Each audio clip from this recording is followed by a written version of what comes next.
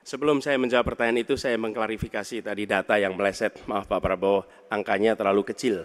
Bukan 320 hektar, tapi 340.000 hektar. Saya klarifikasi.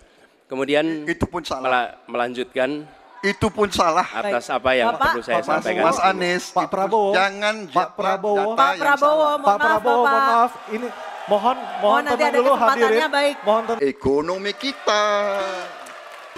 Jadi tidak hanya omon-omon-omon, kerjanya omon saja, nggak bisa. Politik luar negeri, geopolitik, globalisasi, hubungan internasional, keamanan, dan pertahanan.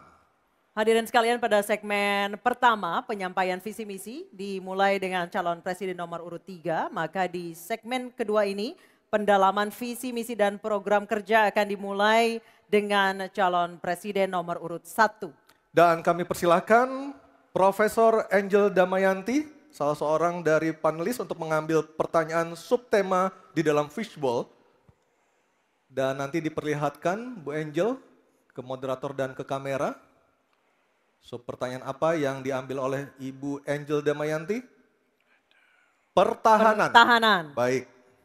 Dan selanjutnya panelis Ibu Kuri Safitri untuk mengambil undian daftar pertanyaan dari fishbowl. Ya, silakan Bu. Ada A, B, atau C. Kita tidak tahu apa yang diambil hurufnya. Huruf C. Oke, baik. Pertahanan huruf C. Baik, saya ambil ini A, B, C. Baik. Kita akan buka amplop pertanyaannya. Pertanyaannya masih disegel ya.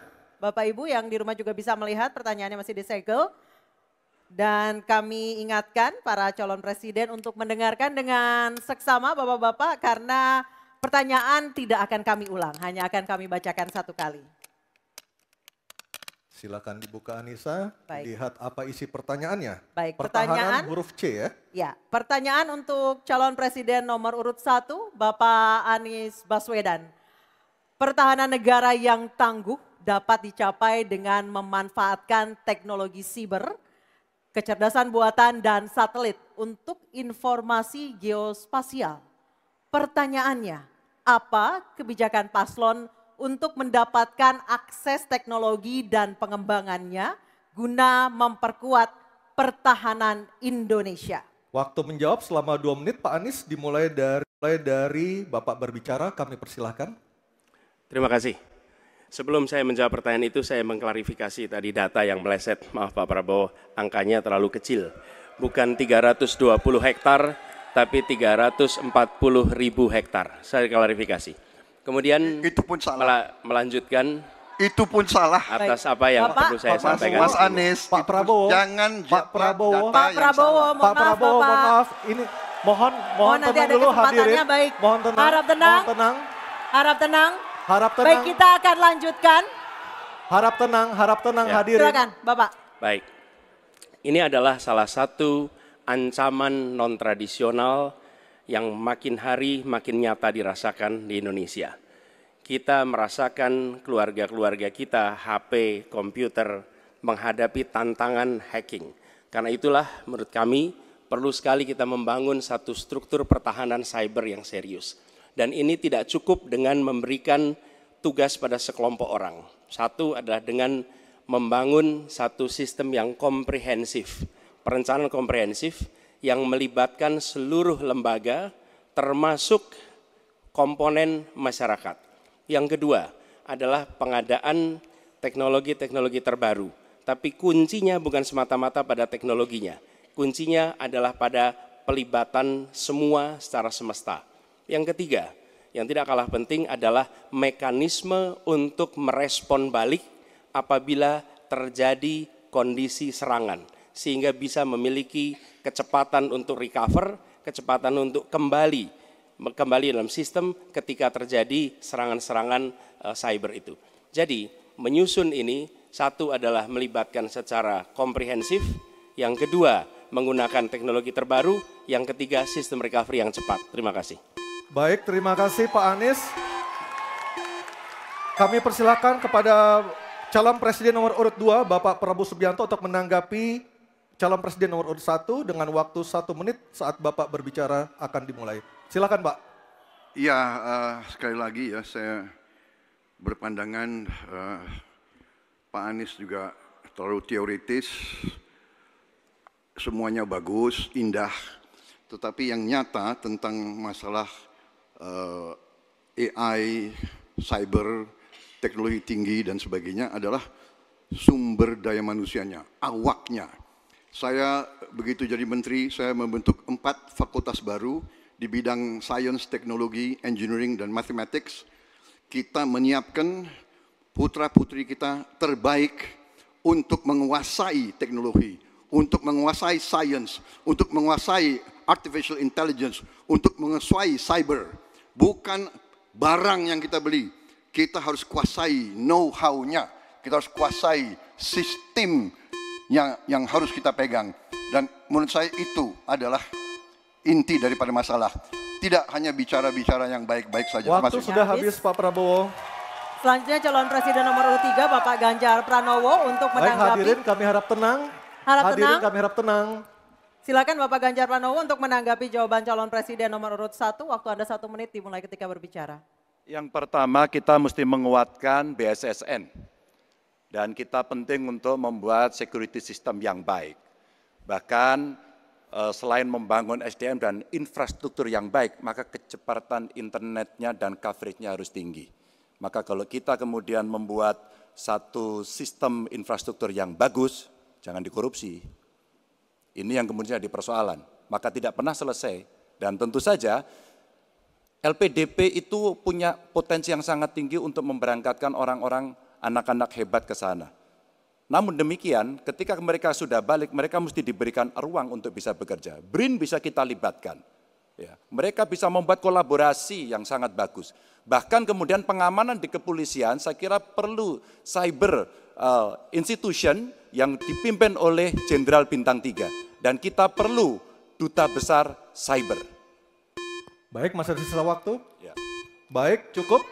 Dan sekarang Harap tenang. hadirin harap tenang, kita berikan kesempatan kepada 3 orang capres kita untuk berbicara. Kami persilakan pada Pak Anies untuk menanggapi 2 capres sebelumnya. Silakan Pak Anies, waktu 1 menit. Memang benar, membangun sistem itu salah satunya. Satu adalah perangkat lunak, satu adalah perangkat kerasnya. Dan itu salah satunya adalah seperti disampaikan terkait dengan sumber daya manusia. Persoalannya, kalau tadi disebut ada yang teoritis, ada yang kedua tidak dilaksanakan. Jadi selama 5 tahun ini apa yang dikerjakan dalam mempertahankan sistem cyber kita? Mohon tenang. Justru di situ letak problemnya.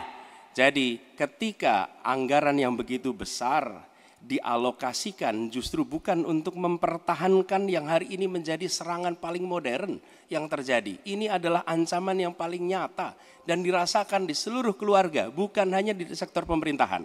Karena itu menurut kami langkahnya investasi jangka panjang boleh, tapi manfaatnya itu baru dirasakan bisa 5 tahun, 10 tahun yang akan datang. Pertanyaannya hari ini dan kemarin apa? Dan itulah yang menjadi fokus kita. Segera siapkan sistemnya, segera siapkan orangnya, segera siapkan langkahnya.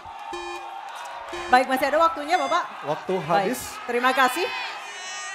Harap tenang Bapak Ibu, Harap tenang, hadirin yang ada acara di sini. masih harus kita lanjutkan. Harap tenang Kita Bapak sudah dan Ibu. dengarkan bersama-sama tadi tata tertibnya seperti apa, mohon tenang. Kita lanjutkan, selanjutnya beralih ke pertanyaan kedua untuk calon presiden nomor urut 2 Bapak Prabowo Subianto. Untuk itu kami persilahkan kepada panelis Profesor Evi Fitriani untuk mengambil pertanyaan subtema di dalam fishbowl dan diperlihatkan kepada seluruh hadirin, moderator, dan para calon.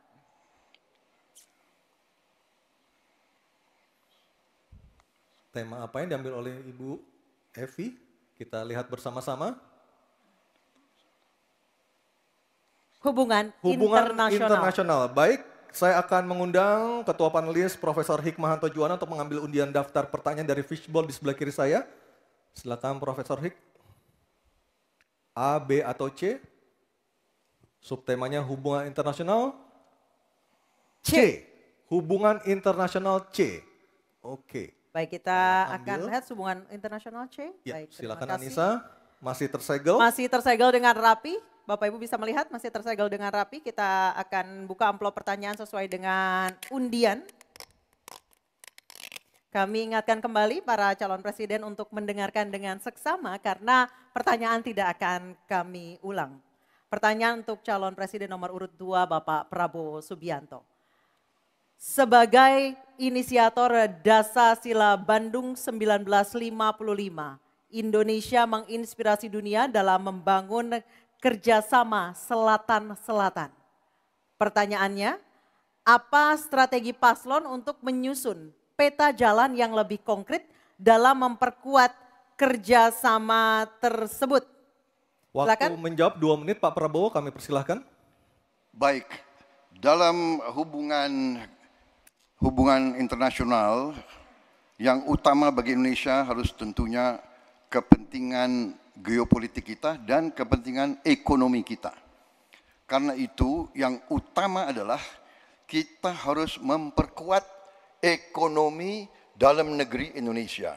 Kita harus menjaga kekayaan kita harus mengelola kekayaan kita harus hilirisasi supaya nilai tambah berpuluh-puluh kali naik, kita kumpulkan kekuatan aset-aset dan keuangan kita sejahterakan rakyat kita, baru kita akan disegani, kita akan didengar oleh semua negara, terutama negara-negara selatan. Kita sekarang pun sudah jadi panutan bagi banyak negara di Afrika. Begitu banyak negara di Afrika sekarang melihat ke kita, datang ke kita, minta belajar dari kita. Karena kita dianggap negara selatan yang cukup berhasil. Inflasi rendah, pertumbuhan masih ada, neraca perdagangan kita bagus, surplus perdagangan mungkin 5 tahun berturut-turut. Kita sekarang jadi panutan. Jadi leadership kita di dunia, di hubungan internasional akan tercermin dan terimpak oleh keberhasilan kita mengelola kekayaan kita, menghilangkan kemiskinan di negara kita, rakyat kita, meraih teknologi, menjadi negara industri. Itu yang akan membuat kita memimpin dunia selatan. Terima kasih. Baik, terima kasih Pak Prabowo. Hadirin mohon tenang, kami persilakan kepada Pak Ganjar untuk menanggapi jawaban dari Pak Prabowo dalam waktu 1 menit dimulai saat Bapak berbicara. Kami persilakan Pak Ganjar. Selatan-selatan kita punya potensi yang hebat. Kita punya sumber daya alam yang sangat bagus. Kalaulah kita mau konsentrasi saja untuk bisa menuntaskan kekuatan yang berbasis pada sumber daya alam, ambil satu saja, teknologi baterai. Maka kalaulah kemudian kita akan bekerja sama dengan selatan-selatan, nikel kita miliki. Tapi boksit ya, kita bisa share dengan beberapa negara yang lain. Ada juga litium umpama dengan Argentina. Maka kalau kemudian ini kita konsentrasikan penuh, betapa kekuatan ekonomi akan besar, ini menciptakan lapangan kerja dan kita menyiapkan jemput bola SDM yang unggul untuk bisa meraih itu, dan kekuatan itu akan berimbas kepada rakyat kecil. 1, butuh lapangan kerja, 2, dia butuh daya beli yang baik, dan yang ketiga mereka butuh pekerjaan karena ada lapangan kerja yang disediakan oleh pemerintah. Baik, waktunya habis. Baik. Harap tenang. Harap tenang. Selanjutnya giliran calon presiden nomor 1 Bapak Anies Baswedan untuk menanggapi. Waktu Bapak 1 menit dimulai ketika berbicara. Penjelasan tadi tidak menggambarkan tentang peran Indonesia di selatan-selatan. Itu hanya menggambarkan apa yang disampaikan Pak Prabowo tentang bagaimana kita membangun Indonesia. Dan ketika kita membangun dengan baik tidak otomatis lalu jadi contoh. Yang harus dilakukan adalah seperti yang dilakukan ketika era Bung Karno pada waktu itu, Ali Sastroamidjojo. Apa yang dikerjakan? Merangkul semua. Membawa apa yang menjadi agenda selatan-selatan, bukan menceritakan agenda kita. Semua orang bisa baca di Google tentang apa yang kita kerjakan. Tapi kalau kita menjangkau pemimpin-pemimpin selatan-selatan dan presiden menjadi panglima diplomasi, bukan sekedar hadir di forum-forum menjadi salah satu penonton, salah satu hadirin, tapi datang ke sana membawa ini agenda selatan-selatan. Apa misalnya?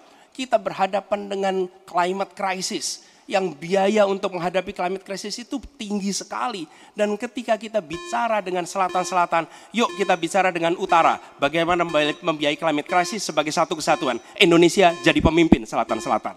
Baik. Baik, tenang. Hadirin kita harap tenang. Kembali kami berikan kesempatan kepada Bapak Prabowo untuk menyampaikan tanggapannya atas jawaban dari dua capres sebelumnya. Kami persilakan Pak dalam waktu 1 menit. Saya kok banyak setuju dengan Pak Ganjar ya. Ya, kalau benar masuk akal, saya setuju.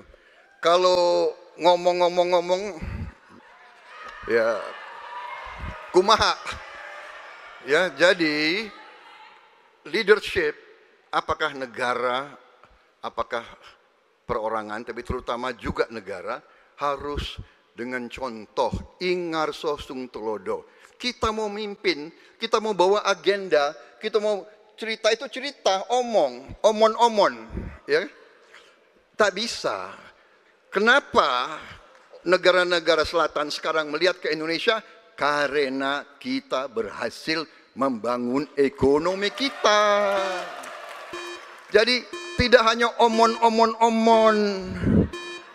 kerjanya omon saja, nggak bisa, tidak bisa. Baik. Waktu habis, Ingarso Pak sung Prabowo, telodo. waktu habis.